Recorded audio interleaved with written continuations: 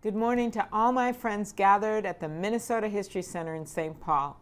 I think you know I would much rather be there with you in person, but there's just a few things going on right now if you hadn't heard, so I'm just honored to join you via video. I'd like to start by thanking everyone there, law enforcement, legislators, prosecutors, community leaders, all of you who have been working together to end sex trafficking in Minnesota.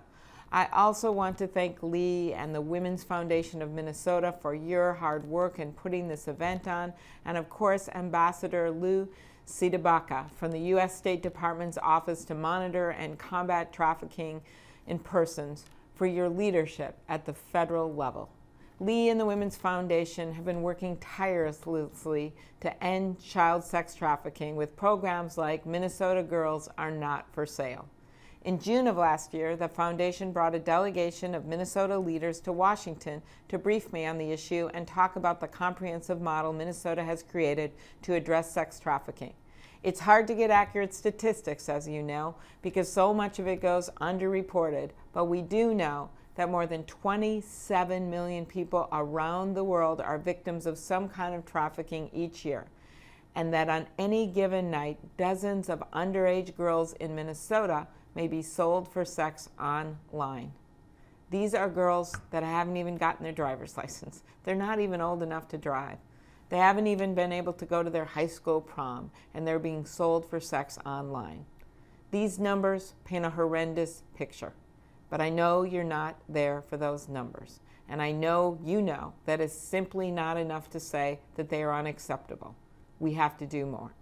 As a former prosecutor, I know the terror and violence women and children experience as victims of crimes like human trafficking.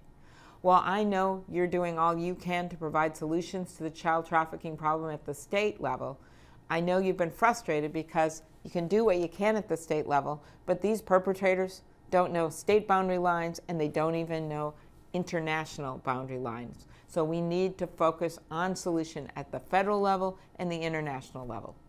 Earlier this month, I announced a brand new comprehensive bill that will tackle sex trafficking head-on and ensure that we're putting victims' needs first.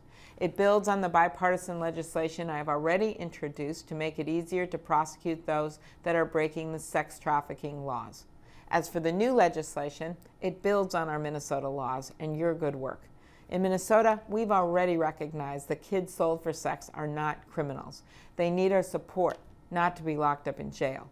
That's why my bill will take our Minnesota model and expand it nationally, requiring all states to have a safe harbor so that kids are not treated as criminals when they're sold for sex. We also need to help empower victims so that they can build skills and find a way out of the cycle. That's why my bill makes clear that victims should be eligible for our current job trafficking training and skills building program. My bill also strengthens requirements for convicted sex trafficking offenders to be listed on the National Sex Offender Registry, so we are reporting and tracking them closely to ensure they can't victimize anyone else.